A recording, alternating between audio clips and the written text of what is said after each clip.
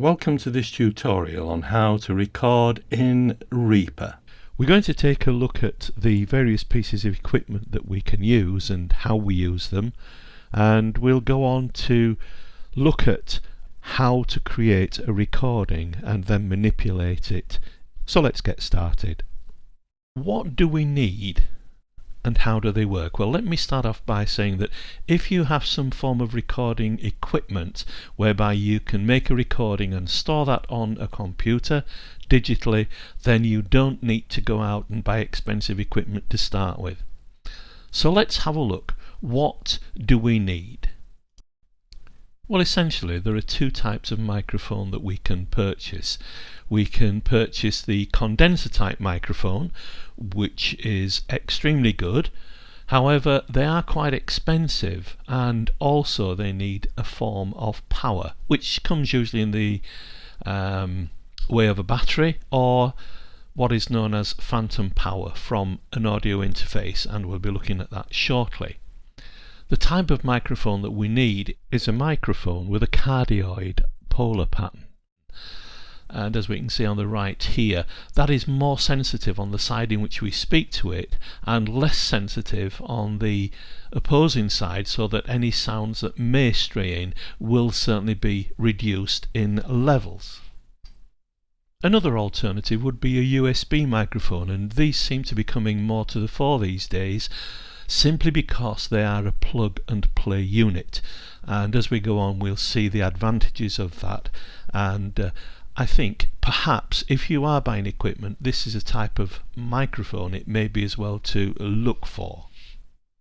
The burning question, of course, is how do these work?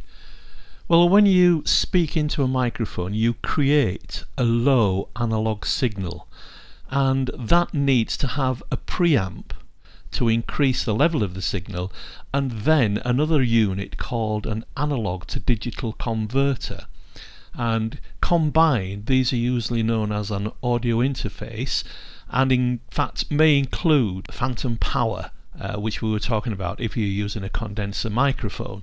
So that's the way that it goes. Low input signal needs a preamp, needs changing from an analog signal to a digital signal, and then that signal can be fed into a recording device, which in general is likely to be a laptop or a computer. Again, another alternative which seems to be coming more to the fore these days is the portable recorder, and here we have just three examples. There's the Zoom H4n, there's a Tascam unit and an Edirol unit, which I believe are now owned by Roland, so that will be a Roland unit. And these are useful because you can record your own sound effects with them, and they generally have battery power and record onto an SD card, which of course you can then remove and place into your computer and download your recordings there. So there are options here. We have the condenser microphone, which needs an audio interface. We have a USB microphone, which has its own audio interface and is simply a plug and play unit. And then we have the portable recorders. Again, quite an easy way to carry out recordings. If we look at a condenser microphone, we have one here on the screen. In fact, this is my particular microphone, and it's fitted with a sound booth, which we sometimes use to prevent sound from the opposite side of the microphone. This is used with an audio interface, and the audio interface that I have is this particular unit, which is a Roland Quad Capture. Now, because I have these units, I have to connect them together and then place them into either my laptop or my desktop computer. But if we look at the screen at the moment, we can see that we have a microphone, and I would recommend, if you're using microphones, that you have what's known as a pop screen, and we speak through the pop screen into the microphone. The signal goes into the unit, the audio interface unit, and is processed, and then we can plug directly into our computer and we can record the sound onto a software package. If we go down the route of the USB microphone, then life is so much simpler.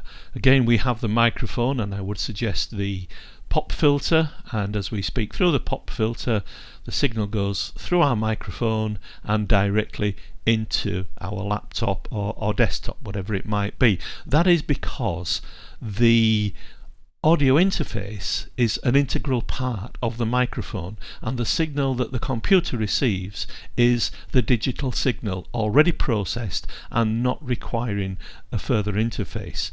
Again, something which may be a consideration for you, and I would suggest that if you don't have the equipment, then certainly this really is the way to go. So let's have a look at the sort of preparations we need to make when we start recording our voiceover. First of all, we need to choose a quiet room where there's plenty of soft furnishings. This helps to dumb down any reverberation, any echo sounds we may have within solid walls in a room. I would suggest that a microphone stand is very helpful. We don't hold the microphone then, and as we're stood we get a better clarity of our voice. We're able to speak up more clearly in an upright position. A pop filter we've already talked about, and we really could do with one of those. That stops the harsh sounds of B's and P's and T's coming through. I think we need to be about 8 to 12 inches away from the microphone, and as we saw earlier on, I use a sound booth at the back of the microphone to damp down any sound which could be bounced off any other surface, and it is helpful. It just helps make that little bit better recording. And finally, if we've got telephones, mobile phones, ticking clocks, anything that the microphone could pick up, we need to remove them or turn them off. And that should render us just about ready to make our recording. Of course, we do need a good script, and I'm sure you will have written one and be ready to make your sound recording and then start placing it within the slideshow.